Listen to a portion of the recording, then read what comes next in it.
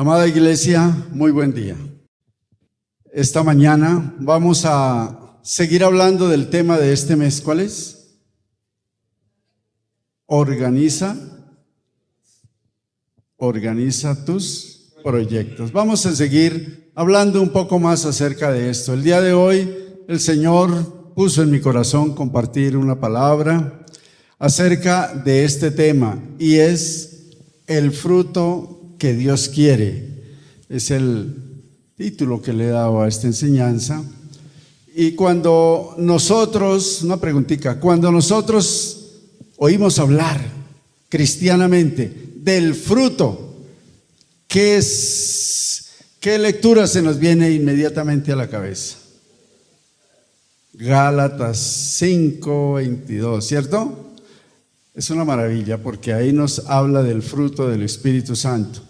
Sin embargo, hoy también vamos a compartir, a reflexionar en algunas otras citas bíblicas que nos ayudan a comprender un poco más este tema y por lo tanto vamos a darle gracias a Dios, a ponernos delante de Él suplicando que nos ayude, que nos inspire, que nos dé revelación, sabiduría y que podamos no solamente escuchar una enseñanza más, un sermón más, sino que esta palabra ojalá el Señor la grabe en nuestra mente, en nuestro corazón y nos fortalezca para ponerla por obra todos los días de nuestra vida.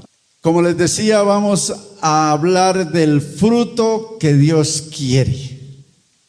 Y resulta que es que Dios en su santa palabra nos da muchos ejemplos, ¿cierto? Muchas enseñanzas. Y una de esas es acerca de la siembra y la cosecha. ¿Sí? La cosecha, ¿qué es? La podemos llamar también un fruto, ¿sí o no? Y nuestro buen Padre, cuando hizo esta creación que nosotros disfrutamos hoy, todo el universo y esta finca grande que llamamos tierra, pues estaba haciendo una inversión, ¿cierto? Una inversión que sin duda alguna no la hizo porque quizás le sobró tiempo, no la hizo por distraerse un poco, sino porque buscaba un fruto. De manera que Él creó esta tierra tan hermosa, tan bella, con todo lo que necesitamos para vivir mal o bien, para vivir bien, a todo dar. Que nosotros nos hemos encargado de dañarla un poquito, pues bueno, el Señor nos perdone, Él tiene misericordia, gloria a Dios. Y resulta que al final de su creación creó al hombre y a la mujer. No fue que se le ocurrió, ya tenía en sus planes eso, ¿cierto? Crear esos seres tan queridos, tan amados por Dios, de tal manera que los creó, nos hizo a su imagen y semejanza, nos dice la palabra. Y antes de entregarles la administración de toda esta belleza de tierra, ¿qué dijo? Los bendijo. Vemos allá en Génesis 1:28, dice que los bendijo, ¿cierto? Inmediatamente les dijo, fructificad y multiplicaos. Por supuesto entendemos que fructificad y multiplicaos son dos cosas que aunque la multiplicación puede ser también un fruto, pero principalmente, ¿qué dijo? Fructificad, ¿cierto? Hay que dar fruto. Tenía el hombre y la mujer todo absolutamente. Tampoco los puso ahí como vagos, porque allá en Génesis 2:7 nos dice que la tierra estaba lista y no había hombre para que la labrara y la cuidara. Pero luego el Señor le dio tareitas al hombre. El trabajo era supremamente suave, pero nunca estaba desocupado. Ahí nosotros lo podemos ver en Génesis 2. Vamos a leer completo Génesis 1:28, por favor, si alguien me colabora. Mi amada creo que está lista. Génesis 1:28. Y los bendijo Dios y les dijo: fructificad y multiplicaos, llenad la tierra y sojuzgadla, y señoread en los peces del mar, en las aves de los cielos y en todas las bestias que se mueven sobre la tierra. Amén. Gloria a Dios. Amén. Entonces, les dijo: fructificad. Vamos a centrarnos en esto porque estamos hablando del fruto. De manera que también vamos a hablar de algo importante. En la tierra de Israel, bueno, en muchas partes se cultiva la uva, ¿cierto? Y la matica de uva, ¿cómo se llama? La vid, ¿cierto? La vid es muy usada en la Biblia, se refiere en muchas partes a la vid. ¿Sí? El Señor permitió esa enseñanza. ¿Por qué? Porque el Señor siempre busca ejemplos muy prácticos que todos podamos entender. Y allá en Israel y sus alrededores se cultiva mucho la vid. Es un cultivo muy popular, diríamos, ¿cierto? Entonces, la vid es esa matica de uva, ¿cierto? También contamos con que hay un viñador, que es el que la cultiva, y acerca de esa vid, ¿qué podemos decir? Es un arbusto, ¿cierto? No es un árbol enorme, tampoco es una plantica diminuta, es un arbusto que tiene cierta altura, alcanza, que tiene cierto follaje y sobre todo que requiere un cuidado. Como todos los cultivos, siempre el agricultor, en este caso el viñador, es una persona que conoce su arte, su oficio. Así que tiene que preparar el suelo, hacer las diferentes cosas, abonarlo, quizás fumigarlo en estos días ya. Y escoger la semilla que va a plantar, ¿cierto? Porque quiere, claro, por supuesto, hablamos de que quiere una buena cosecha, ¿cierto? Y luego cuando la plantica ya prendió, creció, comienza otros procesos, tiene que estar podándola, tiene que estar viendo que no le lleguen las plagas y supliéndole lo que la plantica necesita para sostenerse, porque muchas veces, y es lógico pensarlo, los racimos pesan, ¿cierto? Un racimo de uvas pesa. ¿Ustedes sí lo conocen? Claro. ¿Cómo no? Perdónenme el atrevimiento. Resulta que eso necesita también entonces hacerle unas adecuaciones para que las ramas que sostienen ese fruto pues tampoco lo dejen caer al suelo, sino que se mantengan a altura para que estén limpios y bueno, gloria a Dios. Resulta de que todo eso es un proceso y el Señor en su palabra nos habla de la vid y del fruto de la vid. Resulta que también en su palabra el Señor nos habla del pueblo de Israel como la viña del Señor. La mata de vid es una matica. Una viña es ¿qué? Un sembrado completo, ¿cierto? Bueno, muy grande o muy pequeño, pero es donde hay ya varias plantas de vid. Eso se le llama una viña y ahí está el viñador, que a veces, pues como en todas las cosas, si es muy grande, tiene obreros. Es así como nosotros vemos que en la palabra de Dios está escrito de cómo Dios eligió a Israel como su viña. Y por allá en el Salmo 80, versos 8 y 9, vamos a leer para hacernos la idea cierta de que el Señor realmente fue una decisión suya. El salmista ahí nos relata cómo es que Dios eligió a este pueblo como su viña, lo sacó de Egipto, que allá estuvo el pueblo de Israel. No es una clase de historia, pero ustedes lo saben, allá estuvo el pueblo de Egipto por unos 400 y alguito más de años. Y luego Dios lo sacó de allá cuando el pueblo de Israel entró allá eran apenas una familia, pero cuando salieron ya eran un par de millones por lo menos, ya era un pueblo. Y el Señor ya lo sacó de allá para llevarlo a una tierra súper buenísima. ¿Qué nos dice ahí el Salmo 80, 8 y 9, por favor? Salmo 80, 8 y 9. Dice, hiciste venir una vid de Egipto, echaste las naciones y la plantaste. Limpiaste sitio delante de ella e hiciste arraigar sus raíces y llenó la tierra. Amén. Gloria a Dios. El Señor entonces sacó a su pueblo, ya era un pueblo, Israel ya era un pueblo grande, ¿cierto? Esa familia en esos años se creció enormemente y los empezaron a oprimir allá los egipcios, de manera que se quejaron con Dios y Dios los sacó. Todo eso era parte del plan de Dios. Y los llevó para meterlos en una tierra hermosísima, fértil, tremendamente fértil en gran manera. Y claro, no fue gratis. Eso tuvieron que hacer un esfuerzo, una lucha al comienzo ahí. Bueno, ustedes pueden leer ahí en Josué y Jueces cómo fue ese proceso. También en Éxodo, que ahí comenzó ese trabajito del pueblo de Israel. Pero no nos vamos a detener ahí, vamos a continuar. Entonces, Dios capacitó, Dios le dio talentos, sabiduría a este pueblo, le dio líderes y los metió allá en esa tierra maravillosa, fértil, tremendo.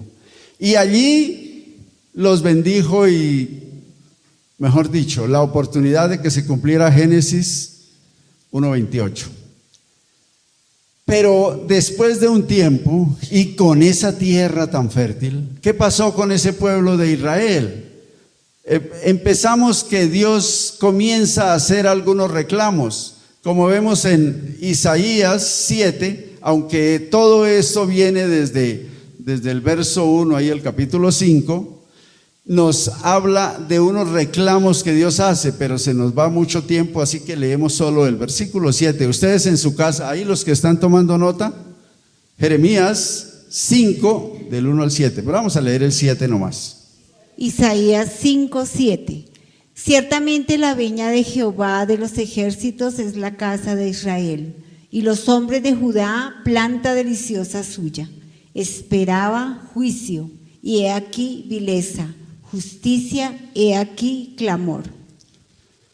Gloria a Dios.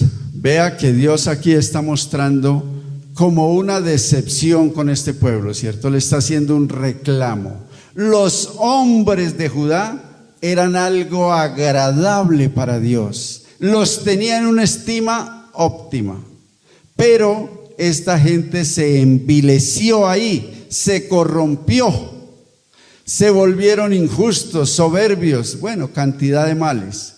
Claro está que esto ya se comenzaba a visorar desde la entrada de este pueblo al ver esa tierra tan hermosa, porque por allá en el libro de Josué, que no vamos a leer, el libro de Josué, cuando ya Josué estaba viejito y vio que como que estaba cerquita de la partida, le dijo al pueblo, escojan hoy, los reunió a todos y les dijo, escojan hoy a quién van a servir.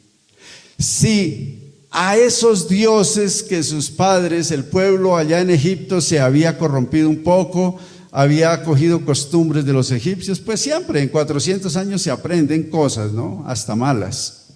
Y resulta que entonces Josué vio esas intenciones en el pueblo, vio la felicidad que tenían y que se estaban olvidando de Dios, como que se estaban torciendo, dirían hoy en el argot popular. Entonces él les dijo, miren a ver a quién van a servir, elijan hoy. Yo por mi parte, les dijo Josué, serviré, yo y mi casa, serviremos a Jehová. Bueno, el pueblo dijo que serviría a Jehová también, Jehová Dios, pero al parecer eso se fue perdiendo un poco. Aquí vemos la importancia, sin duda alguna, por qué el pueblo se olvidó, porque fue pasando los años, fue pasando el tiempo, y los que salieron de Egipto, ¿sí? Ese pueblo que salió de Egipto en una situación bien grave, fue ayudado por Dios en gran manera. el Señor los libró de los egipcios, les abrió el mar rojo para que pasaran, y los egipcios cuando quisieron seguirlos, vea, allá quedaron en el fondo del mar, ¿cierto? Porque el mar que se había abierto, cuando ellos estaban ahí pasando felices, el mar se cerró y chao egipcios. El ejército de Faraón se acabó ahí. Llegaron, cometieron algunos pequeños errores y el Señor los detuvo un poco de tiempo, los hizo hacer un curso de líderes ahí en el desierto, y ahí sin embargo hizo cosas maravillosas. Los mantuvo con maná, un alimento que ellos no tenían que trabajar ni nada, simplemente madrugar a recogerlo. Eso era una delicia. Pero también dice la palabra que no se les gastó ni el calzado ni el vestido. Bueno, no estrenaron tal vez en ese tiempo, pero su vestido mantenía como nuevo siempre. Gloria a Dios. ¿Qué sucedió para que Dios presentara estos reclamos? ¿Qué creen ustedes? Pues lo más probable es que a esa gente que pasó todos esos procesos que Dios les dio y vieron la gloria de Dios, la protección, la bendición de Dios, ellos no le enseñaron, no le transmitieron a sus hijos, ¿cierto? Porque si sus hijos hubiesen conocido a Dios, hubiesen recibido la enseñanza, lo más probable es que no se hubiesen descarriado tan rápido y Dios no hubiera tenido que presentar estos reclamos. El profeta Jeremías también en sus escritos ahí, capítulo 2, verso 21, también fue un poquito después de Isaías, pero igual, ahí Dios nos presenta por boca de este profeta un reclamo. ¿Qué nos dice ahí? Por favor. Jeremías 2:21. Te planté de vid escogida, simiente verdadera toda ella. ¿Cómo pues te me has vuelto sarmiento de vid extraña? Resulta que el Señor le hace ese reclamo. Los planté, esto era un pueblo de una vid, de una semilla, una cepa escogida, muy buena. ¿A qué se estaría refiriendo ahí el Señor? Pues ¿de dónde salió este pueblo? De Abraham, que le ganó a Dios, que lo puso en la Escritura como el padre ¿de qué? De la fe, ¿sí? Era una semilla excelente, pero después vino Isaac, que también fue temeroso de Dios. Jacob tuvo que hacer algún cursito de obediencia, de sujeción, pero recibió la bendición de Dios y fue buena semilla. Sin embargo, ya la semilla, la vid que había en este tiempo en Israel, era una vid extraña, no daba el fruto que Dios quería. Pero Oseas, capítulo 10, verso 1, como que rebosa ya la medida, ¿cierto? Vamos a ver qué nos dice el Señor en Oseas. Oseas 10:1. Israel es una frondosa viña que da abundante fruto para sí mismo. Conforme a la abundancia de su fruto, multiplicó también los altares. Conforme a la bondad de su tierra, aumentaron sus ídolos. Amén. Amén. Imaginémonos entonces, allí en esa tierra maravillosa, la nación, porque se volvió una nación grande, poderosa, próspera y bendecida, dice el Señor, le hace el reconocimiento, en realidad son una vid, ¿qué? Próspera, fuerte, productiva, ha dado frutos, mejor dicho, en cantidades, pero ese fruto ¿para quién era? Para ellos mismos, para satisfacerse a sí mismos, sus gustos, sus placeres, bueno, su vanidad, su soberbia, su comodidad tremenda. De manera que el pueblo se envaneció y se olvidó de Dios. Frutico había en abundancia para ellos, de tal manera que se olvidaron tanto de Dios que hasta se fabricaron dioses, ídolos por ahí, porque quisieron ya simplemente ser como los demás vecinos. Tremendo, ¿cierto? Tremendo. Bueno, así que por muchos años, más de 1000 años, este pueblo disfrutó la protección, la bendición de Dios, porque no los acabaron.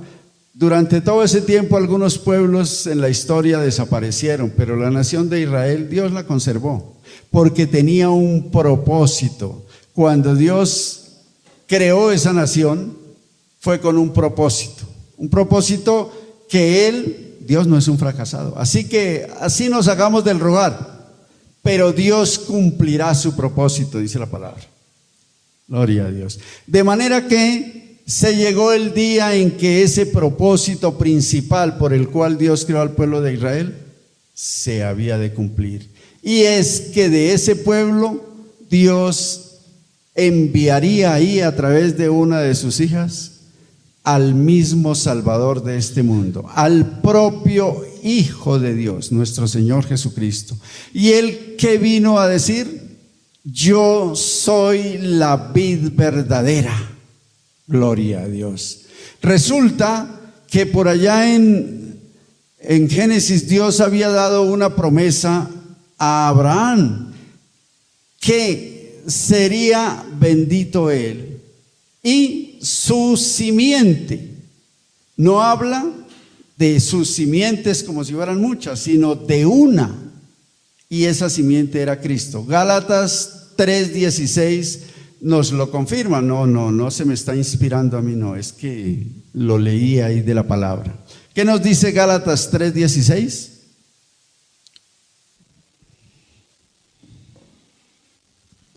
Ahora bien, a Abraham fueron hechas las promesas y a su simiente. No dice y a las simientes, como si hablase de muchos, sino como de uno, y a tu simiente, la cual es Cristo. Amén, gloria a Dios. De manera que Cristo aparece. El Señor Jesús aparece y dice: yo soy la vid verdadera. Aleluya. Esa otra vid entonces se había vuelto una vid extraña, como nos dijo allá Jeremías y como nos dijo también Oseas por inspiración del Espíritu Santo. ¿Qué sucede? Es que todo esto lo encontramos bien explicadito en San Juan, Evangelio según San Juan, capítulo 15. Y vamos a leer un poquito largo, versos del 1 al 10.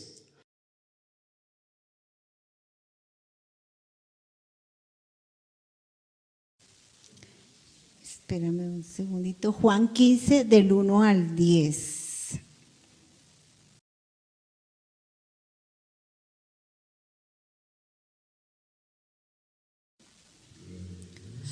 Bueno, yo soy la vid verdadera y mi Padre es el labrador. Todo pámpano que en mí no lleva fruto lo quitará, y todo aquel que lleva fruto lo limpiará, para que lleve más fruto. Ya vosotros estáis limpios por la palabra que os he hablado. Permaneced en mí y yo en vosotros. Como el pámpano no puede llevar fruto por sí mismo si no permanece en la vid, así tampoco vosotros si no permanecéis en mí.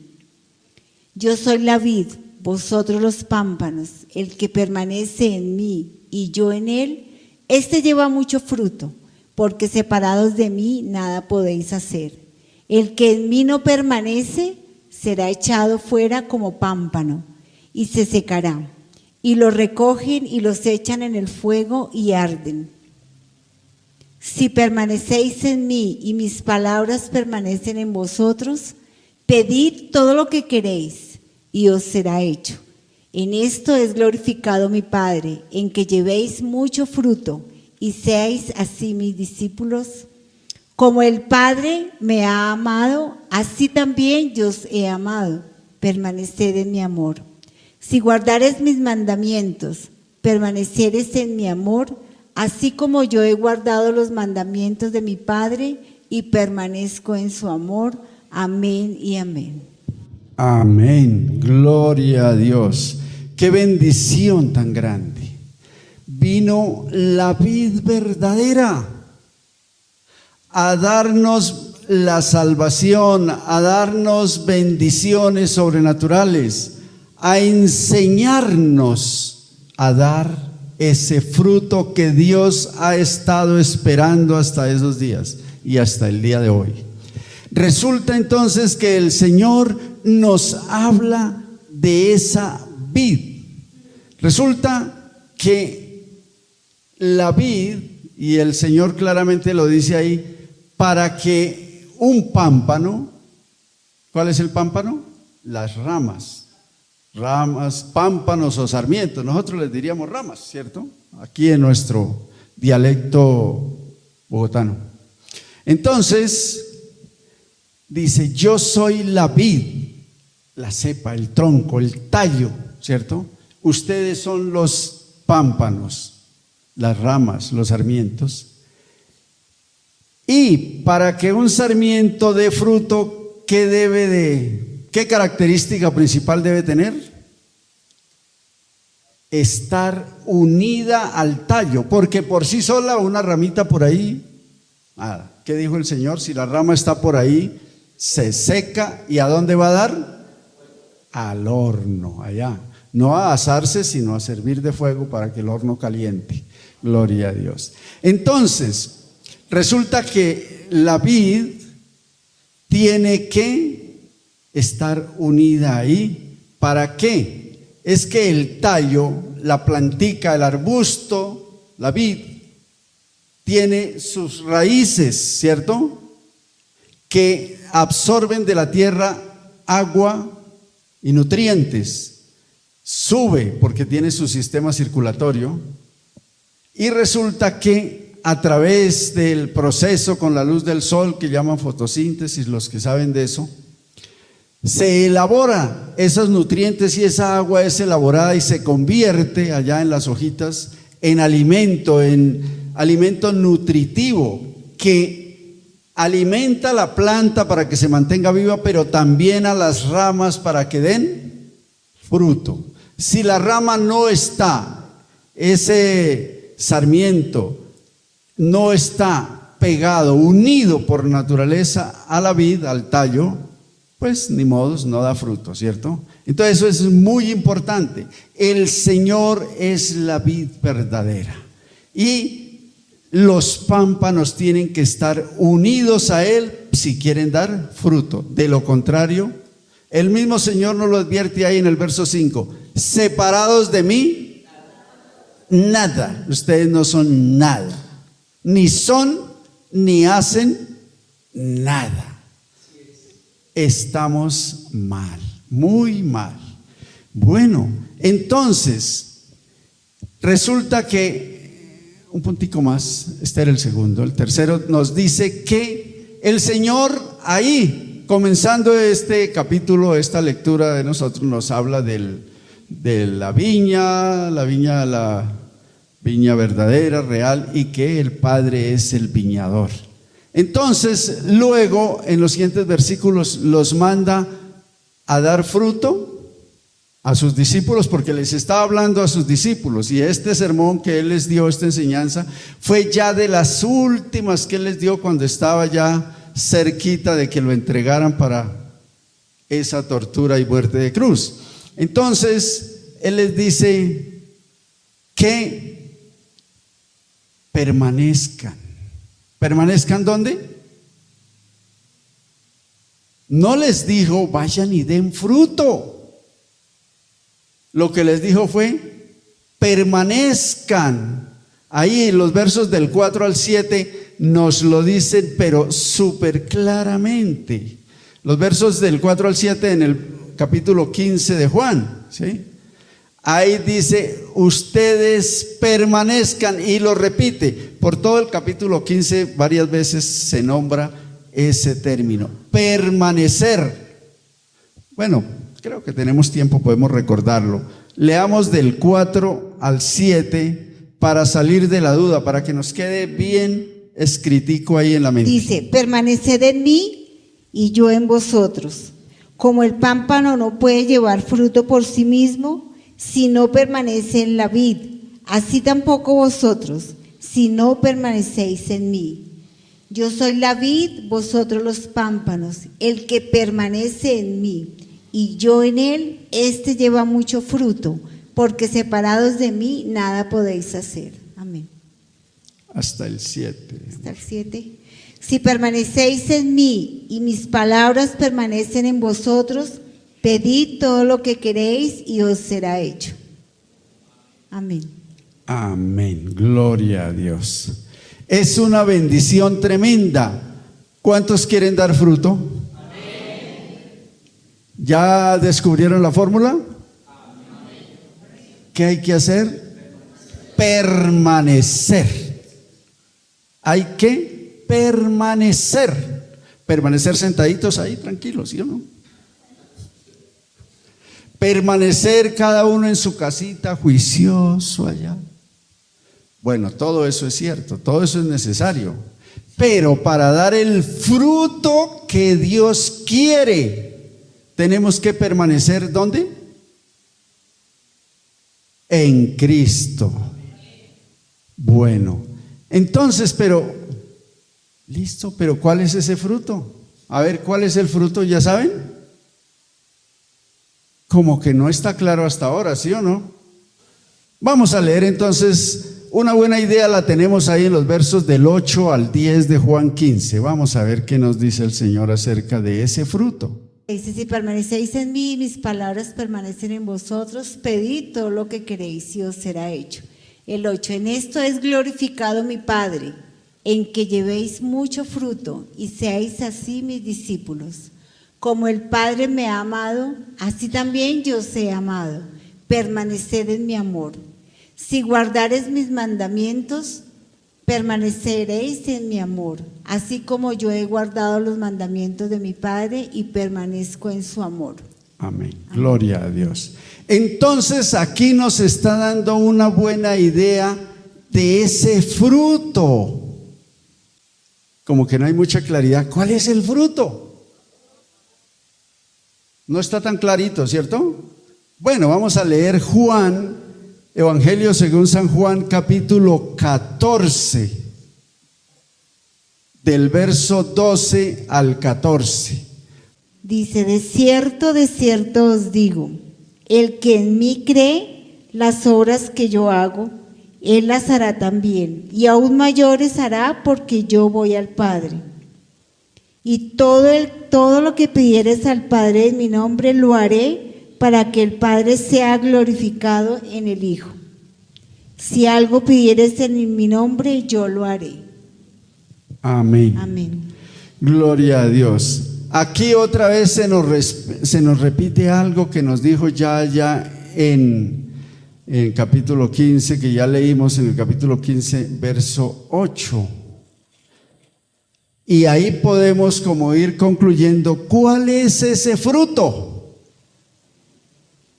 Bueno, los veo como pensativos. Pues resulta que ahí nos dice, si ustedes piden algo en mi nombre, ¿qué va a suceder? Dice el Señor Jesús, yo lo haré. ¿Para qué? Para que el Padre sea glorificado. O sea, ese fruto, ¿qué debe de hacer? Glorificar al Padre. Y entonces ese fruto es que el Padre sea glorificado, ¿cierto? Ese es el fruto que Jesús quiere. Así que, ¿quién es el que realmente glorifica al Padre? Jesús. ¿Cómo lo hace? Lo hace a través de sus discípulos. Así lo hizo allá con este grupo, porque él estaba ya hablando a sus 12, ¿sí? Y entonces les dijo, lo que pidan en mi nombre, ¿quién lo hará? Yo lo haré, dijo el Señor Jesucristo. Así que, ¿lo haría para qué? para que el Padre sea glorificado. Y resulta que entonces ese fruto es Cristo mismo. El fruto es la vida de Cristo, que hace fructificar a sus discípulos para que ese fruto que dan los discípulos dé gloria al Padre. El Señor Jesucristo hizo muchos milagros, ¿cierto? Cuando estuvo por ahí en Israel para un lado y otro. Y cuando sanaba a un enfermo, ¿cómo se ponía ese enfermo? Gloria a Dios, gloria a Dios. Empezaba a glorificar el nombre de Dios. Cuando liberaba a un endemoniado, cuando multiplicó los panes, la gente que hacía glorificaba a Dios. Pero resulta que él se fue, ¿sí? Apenas duró por ahí 3 añitos y chao, muchachos. Se llegó su hora de regresar al Padre. Pero dejó un cultivo que él esperaba que, como él era la vid verdadera, ese cultivo iba a dar mucho fruto. ¿Será que hasta el día de hoy ese cultivo surte efecto? ¿Está produciendo? Eso espera el Señor. Entonces, ese es el fruto. El Señor le enseñó a sus discípulos, entonces, cómo dar ese fruto. Ese fruto es la vida de Cristo vivida en cada uno de sus discípulos. ¿Aquí hay discípulos de Cristo? Gloria a Dios, qué cosecha tan maravillosa va a haber. Gloria al Señor. Ese es el fruto que el Señor espera. ¿Sí? Cuando Él se fue y resulta, ¿se acuerdan ustedes que por allá en Hechos, un día iba Pedro con otro apóstol para el templo porque era la hora de la oración? Y dice que afuera se hacía un paralítico que por muchos años ahí pedía limosna. Y entonces, por supuesto, a la entrada, ay, por favor, una limosna. Y Pedro, ¿qué dijo? Se esculcó, dijo, no tengo ni plata ni oro, que es lo que a usted le gusta pedir, pero lo que tengo te doy. En el nombre de Jesucristo de Nazaret, levántate. Tremendo. Y el hombre como que se asustó, dijo, y este como que está más mal de la cabeza que yo. Pero no, entonces Pedro lo vio como dudando, lo cogió así de la mano y le dijo, a ver, para arriba. Y el hombre se paró y sintió que sus tobillos se le afirmaron y que estaba ahí. ¿Qué comenzó?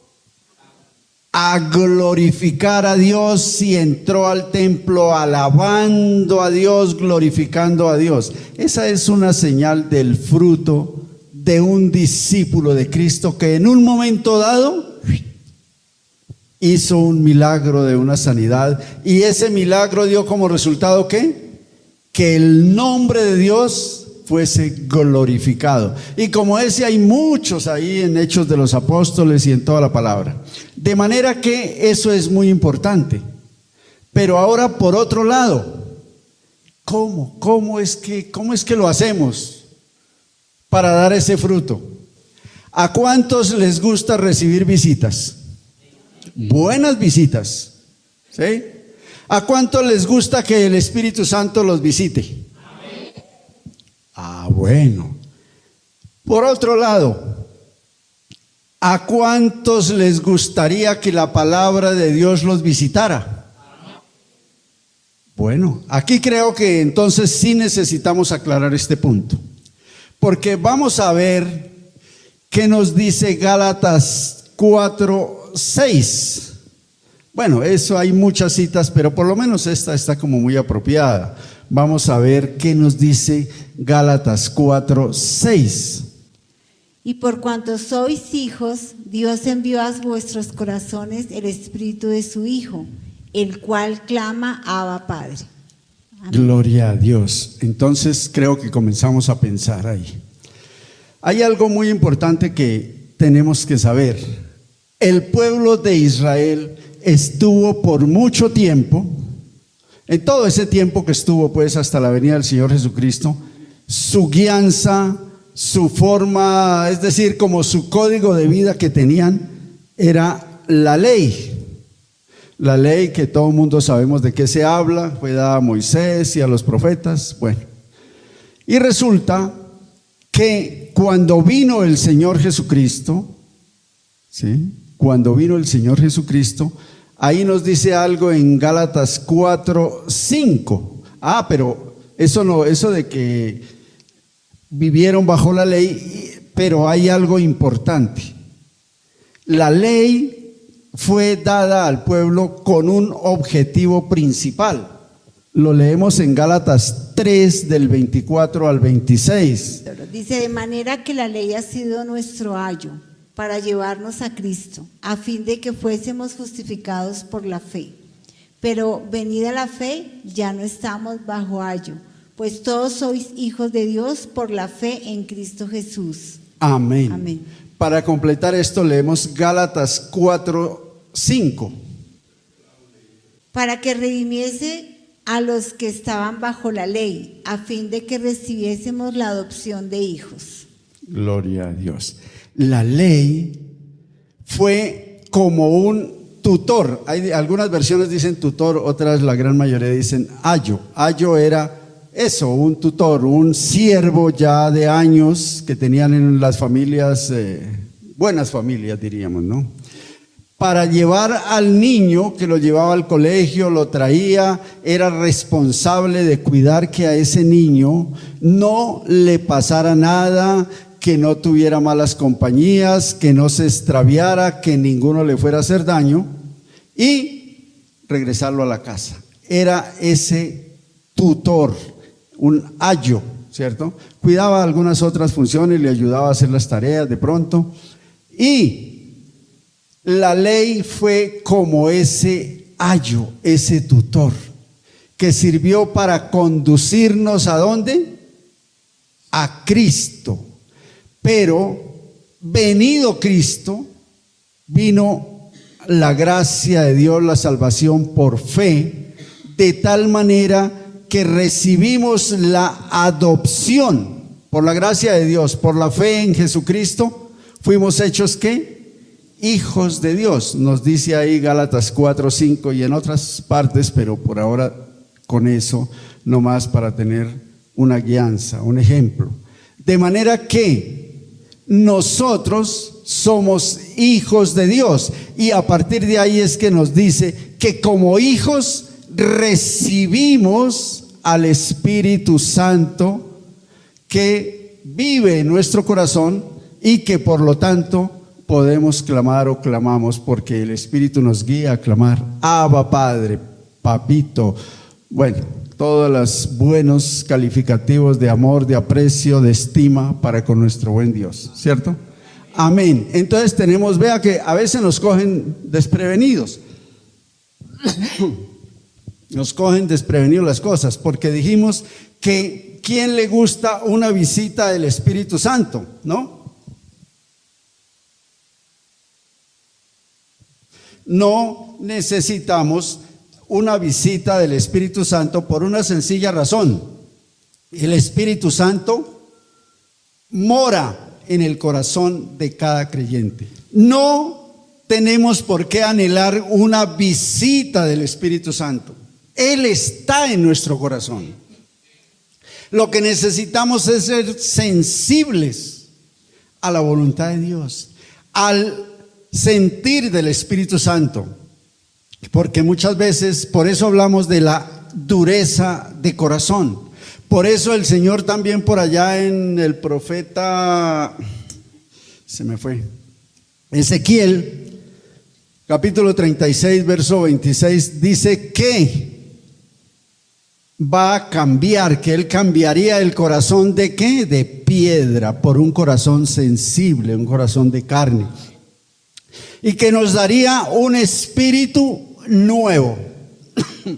Eso es algo muy importante. Entonces, hermanos, debemos de estar pendientes. No necesitamos andar pidiendo una visitación del Espíritu Santo, porque Él está con nosotros, Él vive en nosotros. Tenemos es que procurar ser sensibles a su voluntad.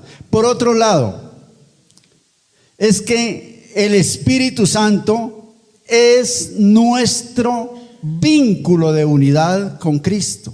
Es el Espíritu Santo el que nos une a Cristo. La obra, el trabajo del Espíritu Santo es eso. Él lo hace de una manera voluntaria, pero eficiente. Nosotros solamente debemos de procurar ser sensibles. Por otro lado, que la palabra de Dios nos visite. Pues entonces eso nos indica una cosa. Muchos dijeron que sí, que maravilloso que nos visite la palabra de Dios, ¿cierto? Claro. Pero ¿qué nos dice la palabra de Dios? No debe de ser un visitante, ¿sí? Es que la palabra de Dios no puede ser un visitante para un cristiano. La palabra de Dios tiene que ser un residente en el corazón del cristiano. ¿De dónde saco yo eso? ¿Se me ocurrió ahorita? No. Vamos a Colosenses 3:16. ¿Qué nos dice Colosenses 3:16? La palabra de Cristo mora en abundancia en vosotros, enseñándoos y exhortándoos unos a otros en toda sabiduría, cantando con gracia en vuestros corazones al Señor con salmos e himnos y cánticos espirituales. Amén. Gloria a Dios. La palabra de Dios debe ser una compra diaria. No, la palabra no debe de ser un visitante en la vida de un cristiano. Debe de ser un ¿qué? Un residente, ¿cierto? Un morador. Debe ser alguien que está ahí. Ni siquiera es que sea parte de la familia, es parte de cada uno de los miembros de la familia. ¿Sí o no? Eso es. A veces, vea, pasamos por alto. ¿Cuántas veces hemos leído Colosenses? Pero lo habíamos pasado por alto. ¿Cuántas veces hemos leído Gálatas y hemos pasado muchas cosas por alto que el Espíritu Santo nos fue dado cuando recibimos a Jesucristo? El Espíritu Santo viene a morar en nuestro corazón. Entonces, vea lo importante. Hemos de leer la palabra y atesorarla, dice por ahí en otra parte. Entonces, el Espíritu Santo es el vínculo de unidad del cristiano con Cristo. ¿Y cómo lo hace? Usando la palabra de Dios. Por eso la palabra de Dios debe morar en abundancia en nuestro corazón, porque eso es lo que el Espíritu Santo usa para mantenernos unidos a Cristo, ¿sí? O sea, una vida abundante en el conocimiento de la palabra de Dios, consciente de lo que Dios nos ha enseñado, nos ha dicho, nos guía, y una abundante oración diaria es nuestro vínculo perfecto para estar unidos a Cristo. ¿Y qué sucede cuando estamos unidos a Cristo?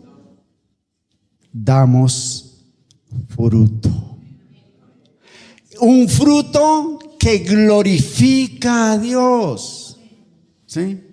Entonces quiere decir que Dios nos va a dar las oportunidades. Por allá en Efesios 2, 8 y 9 nos dice que somos salvos. ¿Por qué? Por la gracia de Dios, por medio de la fe en Cristo y su obra salvadora, ¿cierto? Pero resulta que Dios no se queda ahí nomás.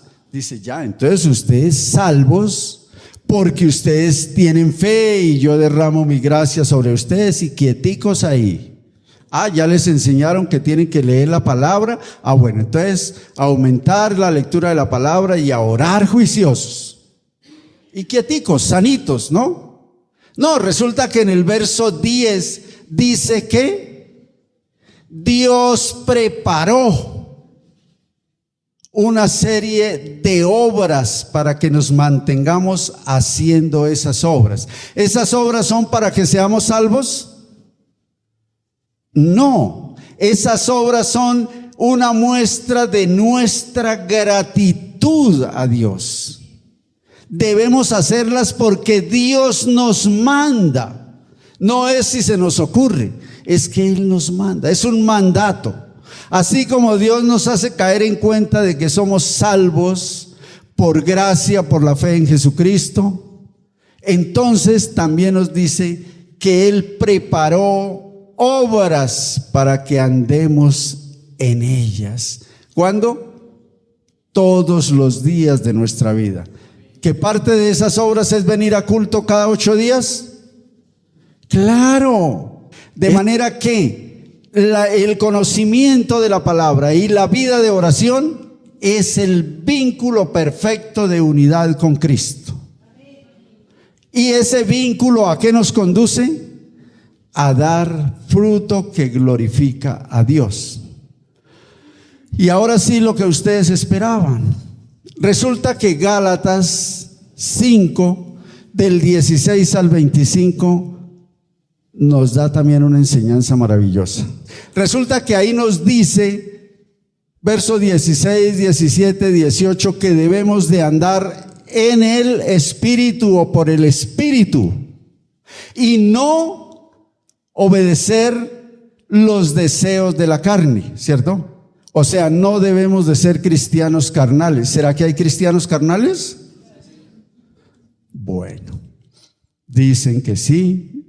Y yo creo que puede ser posible, ¿cierto? Un cristiano carnal, un cristiano espiritual.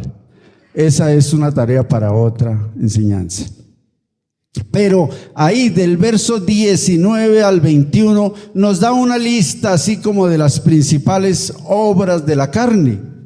Y dice que el que vive por esas obras o en esas obras no entrará en el reino de Dios. Tremendo, ¿sí o no? Entonces, son cositas, unas particularidades que el tiempo ya se nos fue y no vamos a entrar en esos detalles, como también en el verso 22 al 23 nos habla de el fruto del Espíritu Santo. No dice los frutos, sino el fruto. Es un fruto que tiene varios sabores, ¿cierto? Amor, gozo, paz, paciencia, benignidad, bondad, fe, mansedumbre, templanza, dominio propio. Y esto es muy importante. Todo esto complementa esa vida de unidad con Cristo para dar el fruto que Dios quiere, porque es el fruto que le da gloria a Dios. De tal manera que, mis hermanos, Juan en su evangelio y en sus cartas nos enseña algo maravilloso. Nosotros podemos o seguimos a Cristo. ¿Por qué lo seguimos? Porque estamos unidos a Él.